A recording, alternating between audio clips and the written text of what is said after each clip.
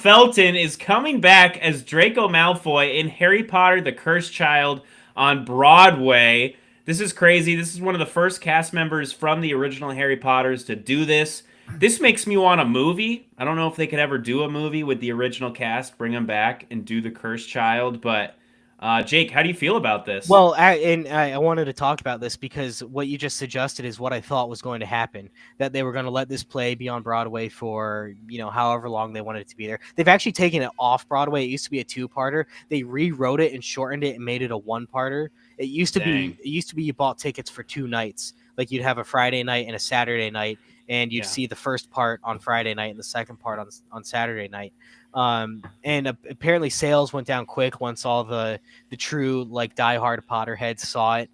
People kind of stopped seeing it. It's already pretty expensive to get to a Broadway show when you have to double the ticket price and make it a weekend commitment. It's hard to bring people in. So they rewrote the show. Actually, they slimmed it up. They cut a couple plots, and now it's back on Broadway, and it's just one night, one show.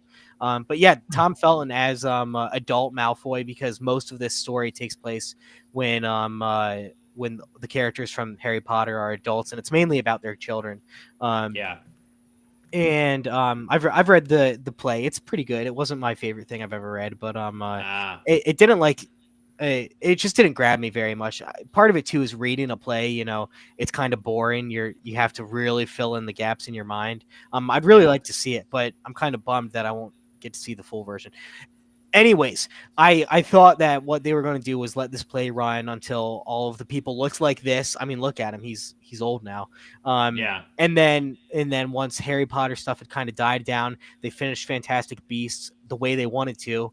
Give it another 5 years, and bam, Cursed Child movie part 1, Cursed Child movie part 2, all the same actors. Practically make it Harry Potter 9 and 10, and you make $1 billion and you laugh all the way to the bank. Instead, they decided to make a TV show, and that tells me that they're never going to touch the old actors again. So I think Daniel Radcliffe's just done with it. You know? And part of me wonders if behind the scenes and stuff we won't know for years, but maybe they went to Daniel Radcliffe and they were like, hey, 5 years, we can pay you this much money to do this movie. Like we have this on our horizon.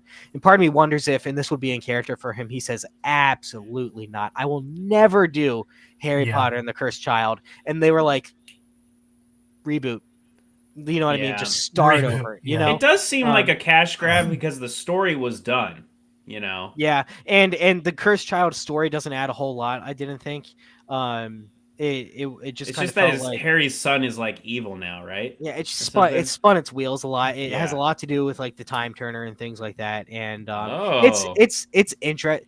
It feels like a really, really well done fanfic, like the kind of thing that you'd read and be like, you guys remember like old days when I used to have friends tell me like something about like Star Wars, like some old expanded universe thing, and be like, yeah, Luke Skywalker did this after the 6th movie back when we were in elementary school. Yeah. And I was like, that's so cool. It's like hearing a legend. You know what I mean? Like, that's what this kind of feels like. Some sort of like fanficky story about, even though J.K. Rowling co-wrote it, some sort of fanficky story about what might happen in the future. It's cool, but I think it's in its place. I don't think it should be filmed for general audiences. I think it's something that, if you want to go see it, it's fine. But I don't think it deserves to be a movie. But I really thought they were going to. It seemed like a no-brainer. Yeah. Anyways, I think this is the closest we're ever going to get to it. I don't think many of the other cast members are going to be very willing. I bet to do this. I bet Tom Felton really needs payday. I mean, he does this for 6 months, and he's. Yeah, I mean, what else was he in? Like Rise of the Planet of the Apes. Yeah. And The Flash. He was in The Flash for like 4. 1 season, right? Yeah. That was so weird, and they just like wrote him out, and he never came back, right? What was he, Thawne's grandson or something? No, he was like he was just some detective. Oh, that's right. He literally he was like a fake out. Like you thought he was going to be like Reverse Flash. Yeah, that's right. He wasn't. Anyways, So is this a musical or is it just talking? It's a straight play. Yeah, there's no music or anything. Interesting.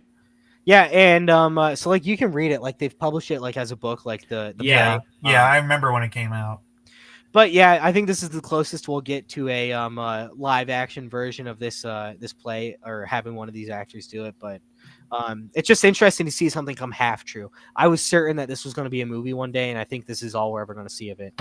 Yeah. Who knows? Sadly. Maybe when we're senior citizens, the new Harry Potter kids will do a movie of this. There you go. They'll do another season, which we'll get into right now. Dave, the casting for Harry Potter, the TV show, coming to HBO Max. Very controversial. People think don't touch the movies. You know, it's already been adapted. But we have our new castings of Harry Potter, Ron, and Hermione, as you guys can see from the image here. So yeah, let me find their names. Are they 3 nobodies from the UK? I'm guessing. Well, so this is the thing, though. I mean, they really did their casting. I mean, I think they auditioned 10,000 children or something. It was a crazy number to find the perfect people to play them. We've got Dominic McLaughlin as Harry Potter. We got Alistair Stout as Ron Weasley and Arabella Stanton as Hermione Granger. So, I mean, they definitely look like those names are so annoyingly British. They are very British.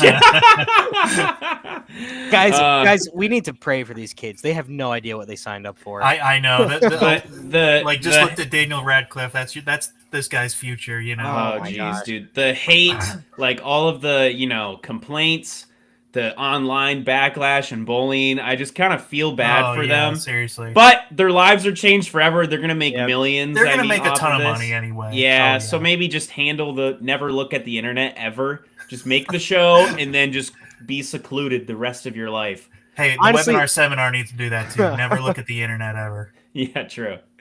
But I mean, this is cool. I don't know how I feel about the show. Like my wife, Morgan's been saying she refuses to watch it. And not just because like of anything political or anything, just because she thinks the movies are perfect. Like, don't touch them. You know what I mean? Like, they did cut out a lot of, side plots and different things. I guess this show can kind of dive into those side plots. Like, for one I think of is like Hermione freeing the elves, the house elves, like all of them. That's not even in the movies. But you're right that they cut so much, but I mean, it's interesting that Order of the Phoenix is the longest book of the series. It's nearly 900 pages, and it's the shortest movie of the movie series. It's only like an hour and like 30-something minutes, I think. And that's because they cut so many subplots. But for what they cut, taking a thick book and making a short movie, it works so well. As far as you can turn those books into 2-hour-ish movies, they knocked it out of the park, book after book after book.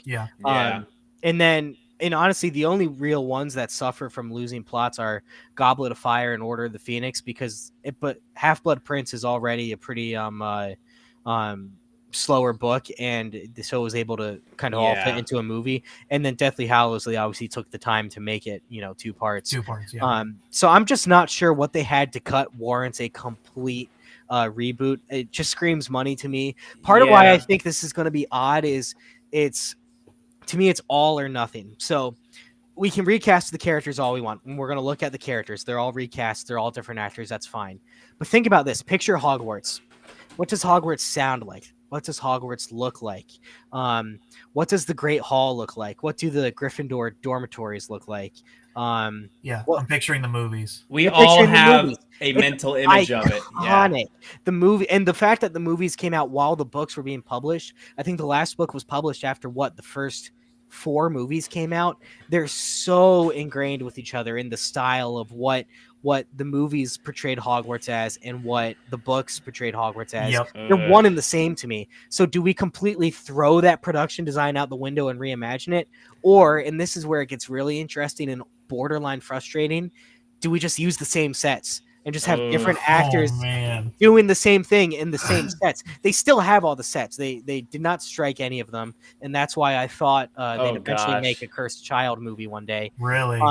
And I'm just, it's a lose-lose. Either you have people probably acting their hearts out and doing a pretty good job, but because it's on the same set, the comparisons are just off the charts, or you completely reimagine it and it doesn't feel like Harry Potter and people hate it, or it's like it feels like it feels like Walmart Hogwarts. Yeah, It's like a mansion, you know, it's not even a castle. It's just like a big house. It's just 100% a loss. And the same thing goes with the music. Do you write a new theme? Oh man, gosh. dude. Yeah. Geez. What a mess. And I'm telling you, replace John Williams. They have not thought about this. They have. They don't care. They want to make more money. They don't have any, like, this is Warner Brothers, correct? Mm-hmm. They don't have the big IP like they used to, I believe, you know, with the magic stuff, you know what I'm saying? Like they have the superheroes obviously still, but the superheroes is not sustaining them. Because DC is not doing good currently, right? I mean, Superman hopefully will do well. Yeah, that they're relying a lot on Superman and Harry Potter. Is what these are their two big IPs, you know. So, I mean, but a TV show really like an HBO Max, I don't know. Like, it's almost like if you did a Lord of the Rings show, like people would be mad, dude. You know what I mean? Like, I just wish this didn't exist. I wish we didn't have to talk about it. Well, speaking of talking about it, let's get into more cast. The rest of the cast. We've got Dumbledore, John Lithgow, which he's a great actor. Sheesh, and I wish some of this casting wasn't really good. Minerva McGonagall is going to be Janet McTeer. We got Severus Snape, Papa Isidore. We got Hagrid as Nick Frost, which I actually like that. We got Argus Filch as Paul Whitehouse and Quirinius Quirrell as Luke Fallon. Hagrid's going to be off the freaking chain. He's going to be super, Glasgow from Glasgow, you know? Yeah. I don't know. I have no clue. But this kind of, you know, we talked a little bit about this before the pod. This kind of does kind of add a weird element to Snape and also Hermione, like the mudblood situation. And also Snape is like severely bullied as a child by James Potter. And it's just going to come off as like racist. You know what I mean? So yeah, that's and it's kind like of the concern. Unintentionally. I mean, in the first movie, Harry's like, I don't trust Snape. I don't like the look of him. He says that in the book.